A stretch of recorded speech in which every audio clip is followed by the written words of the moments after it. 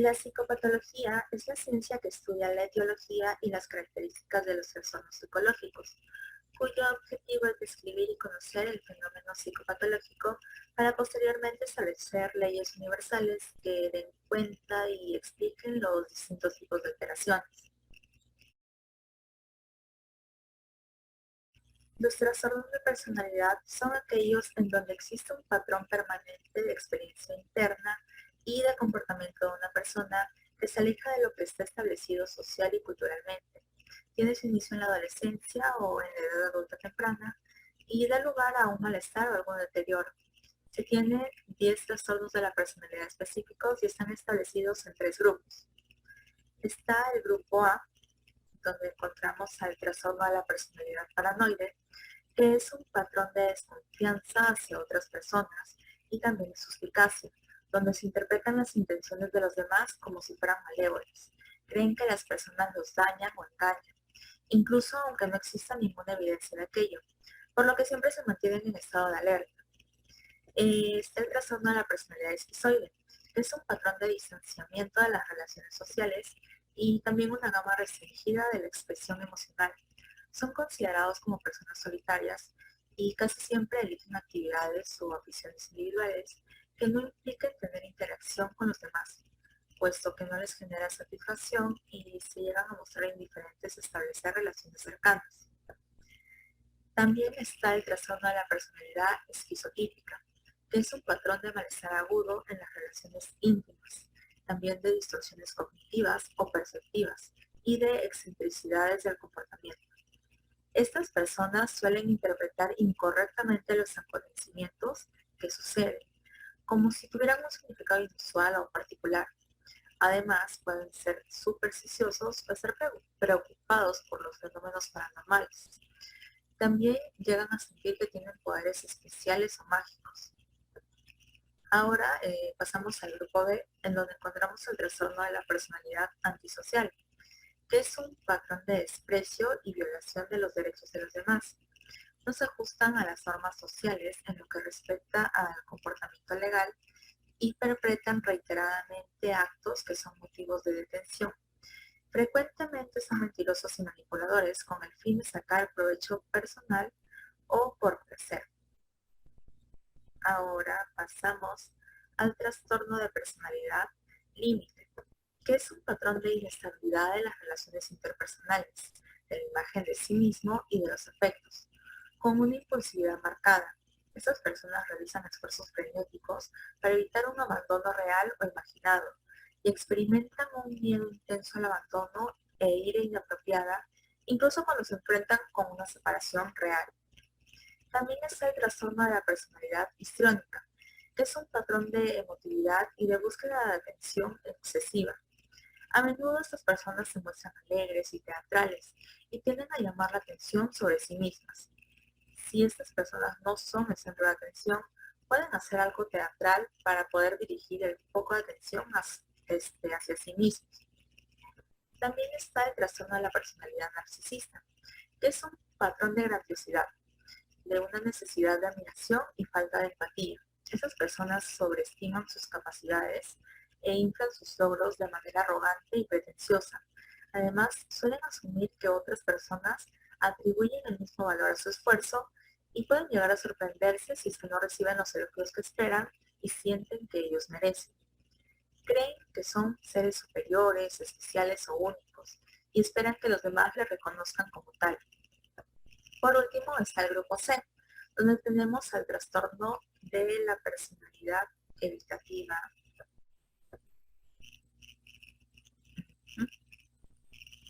que es un patrón de inhibición social, sentimientos de inadecuación e hipersensibilidad a la evaluación negativa. Estas personas rehúyen a realizar actividades que impliquen un contacto interpersonal significativo, debido a los temores ante las posibles críticas que puedan recibir, desaprobación o rechazo también. Ellos evitan hacer nuevos amigos a menos que estén seguros de que serán de su agrado y que van a ser aceptados. También es el trastorno de la personalidad dependiente, que es un patrón de comportamiento de sumisión y adhesión relacionado con una necesidad excesiva de ser cuidado. Suelen ser pasivos y tienen grandes dificultades para tomar decisiones cotidianas. Esperan que otras personas tomen la iniciativa y asuman la responsabilidad de la mayoría de las grandes áreas de sus vidas.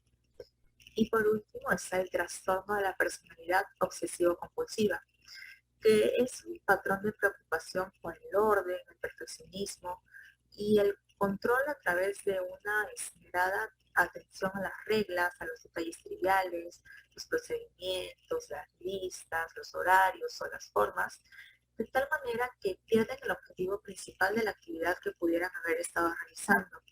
Esas personas son demasiado cuidadosas y tienen tendencia a la repetición, prestando mucha atención a la comprobación de los posibles errores.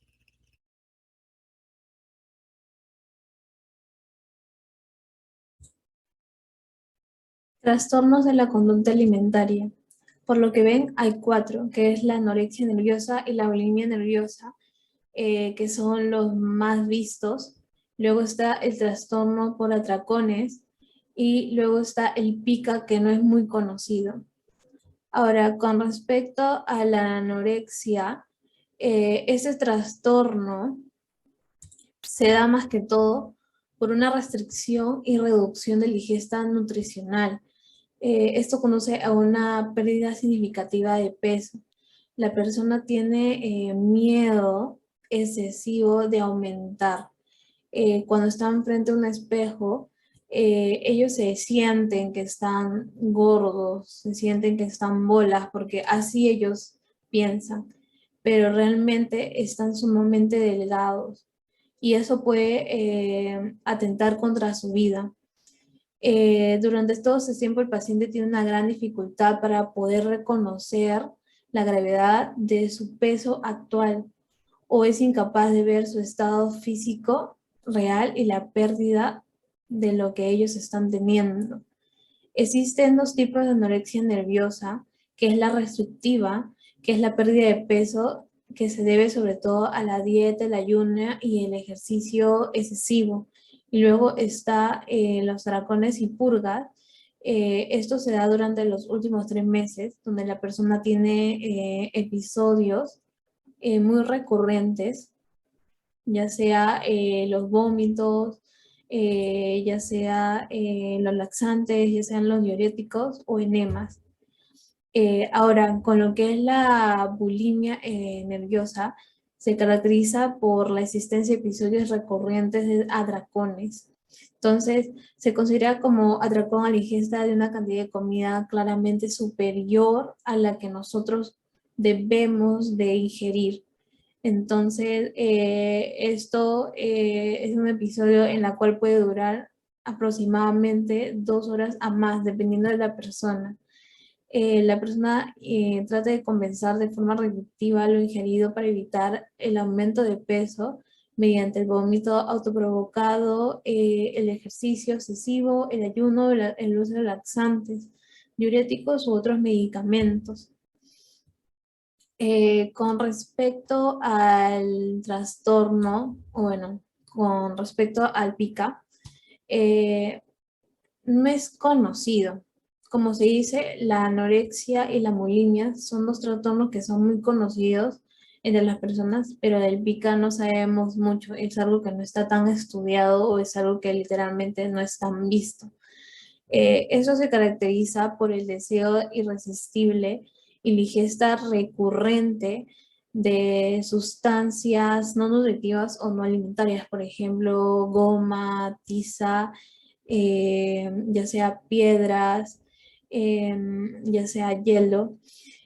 Bueno, es cierto que todo esto sucede, pero en algunas sociedades la ingesta mm, de ciertas sustancias tiene un carácter ritual, por lo que debemos tener en cuenta el contexto sociocultural del sujeto para establecer el diagnóstico. Por otro lado, a pesar de no existir datos epidemiológicos, que es lo que estaba comentando antes, que no es tan conocido, se han comprobado que este problema afecta principalmente a mujeres embarazadas, niños con un desarrollo neurológico atípico y personas con discapacidad intelectual y a ciertos trastornos mentales como la esquizofrenia o el autismo. Luego, por otro lado, parece que la prevalencia del cuadro está asociada con la gravedad de la discapacidad intelectual.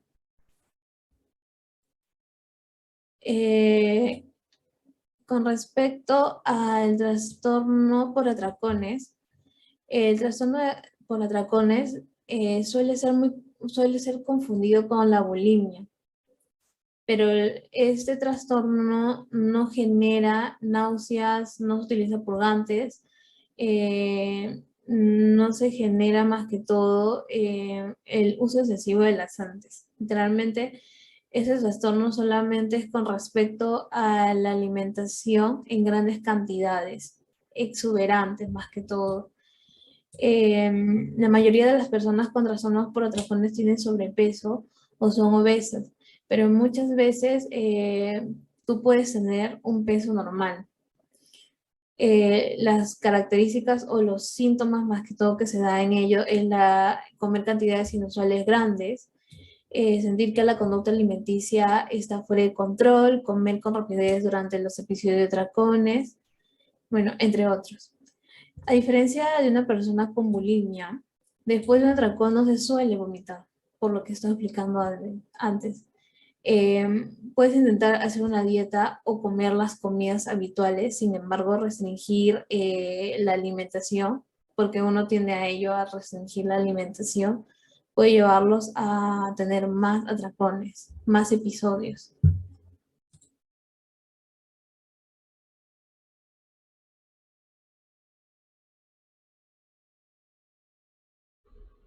Bien, ahora hablaremos sobre los trastornos de ansiedad. Primeramente, ¿qué es el trastorno de ansiedad? La ansiedad es un sentimiento de inquietud, temor o miedo que presenta una persona. Además, esta presenta 3 tipos de síntomas: el cognitivo, el conductual y físico. Bien, ahora pasemos a los trastornos de ansiedad, ¿no? El trastorno de ansiedad generalizada, el TAG. Este trastorno presenta preocupación y ansiedad crónica y muy exageradamente, ya sea en ámbito laboral o escolar, sea un menor o una persona mayor de edad. El tiempo mínimo de este trastorno es de 6 meses. Ahora hablaremos sobre el trastorno de pánico. Este trastorno se refiere a ataques de pánico inesperados y recurrentes en minutos, y en minutos se produce más de 4 síntomas a más, y en el manual está que son 13 síntomas. Bien, el trastorno de ansiedad fóbica. Este trastorno produce temor involuntario, irracional, en ciertas situaciones que en sí mismas no son realmente peligrosas, que se podría llamar miedos irracionales, ¿no? Y estos síntomas se presentan de manera aislada, a diferencia del anterior, porque el anterior sí se presentaba de manera conjunta. Ahora, el trastorno de obsesivo-compulsivo, este trastorno presenta pensamientos y miedos muy obsesivos, ¿no? Que puede llegar a afectar a esta persona porque presenta conductas repetitivas también. Bien, ahora el trastorno de ansiedad por estrés traumático. Este trastorno es una afección de salud mental que algunas personas desarrollan tras experimentar algún evento traumático, no sea una experiencia que haya vivido la persona en alguna guerra, sea, no sé, una persona, un soldado, ¿no? O alguna otra experiencia que haya vivido esta persona. Lo marca demasiado. Ahora, el trastorno de ansiedad por estrés agudo, este trastorno de ansiedad, o también llamado reacción por estrés agudo, es causado normalmente en horas o días. Además, la persona se siente vulnerable. Sus síntomas pueden aparecer a los pocos minutos del estímulo estresante. Por otra parte, este evento traumático aparece a máximo el primer mes. Bien, eso sería todo.